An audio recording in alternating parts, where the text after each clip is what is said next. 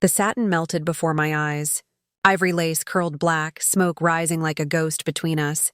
My wedding dress, the own I had dreamed of since I was 12, burned on the marble floor and shaloft. My mother-in-law, Layla, stood there in her glittering emerald sari, face painted in delight.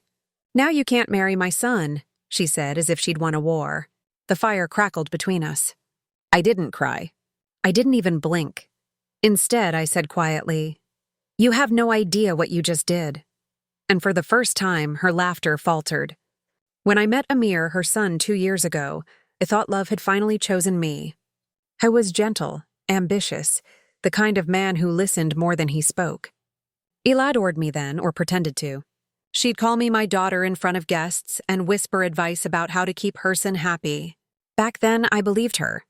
I didn't see how her smiles never reached her eyes, how she always made sure I felt small.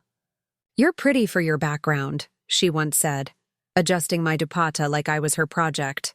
Amir would laugh awkwardly, then tell me not to take it seriously. "She's just old-fashioned," he said. No, she was rhetorical. She wanted her son to orbit only her. The signs came slowly. A message left unread, a canceled date, a shift in tone. Amir began to pull away after we got engaged. Calls became shorter.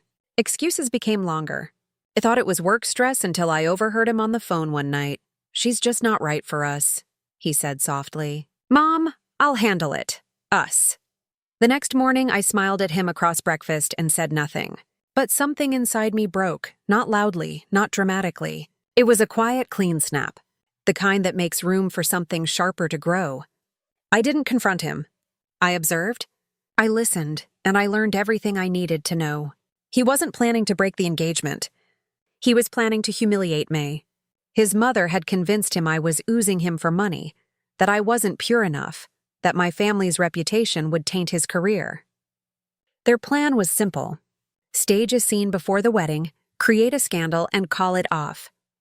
But then I found something they didn't expect. Ela had been transferring money, large sums from her husband's trust account into her own, hidden under a cousin's name. Fraud, tax evasion. I had proof, screenshots, bank records, everything. And Amir, he wasn't so clean either.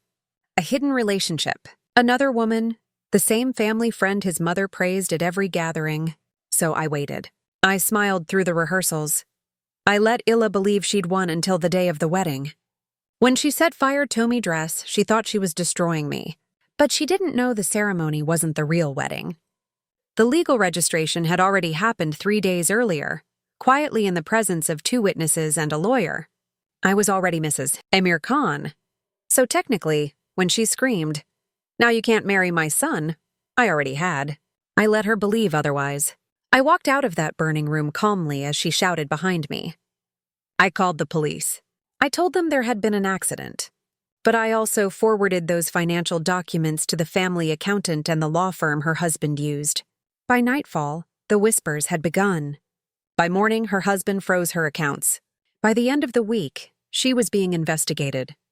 And Amir had tried to reach me. Called 100 times? I didn't answer. Then I finally did. I let silence stretch between us until he stuttered. "You set me up." Isayed. "No, Amir. You set yourself up when you let her decide who you should love."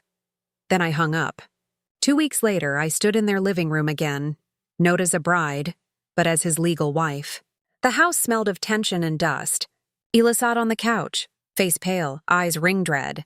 She'd lost everything. Her social standing, her control, even her jewelry seized for investigation. Amir stood beside her, defeated, ashamed. I placed the annulment papers on the table and looked her in the eye. "I'm giving him back to you," I said quietly. "You can have him. You both deserve each other." Then I smiled. Not Cree, but with a kind of peace she'd never understand. That night, I packed the last of my things and walked out without looking back. I'd already moved my share of the joint investments to my name, all legally. My lawyer made sure of that. The scandal spread faster than smoke. No one wanted to associate with a woman who'd tried to ruin her son's wife and lost everything instead. People whispered that I'd cursed her, but I didn't need curses. I had proof, patience, and perfect timing. Now, months later, I sit in my new apartment, sunlight spilling across my new white dress. It isn't a wedding gown. It's a dress I bought just for myself. People still ask if I regret what I did. I don't, because when she set me dress on fire, she thought she was stopping a wedding. She didn't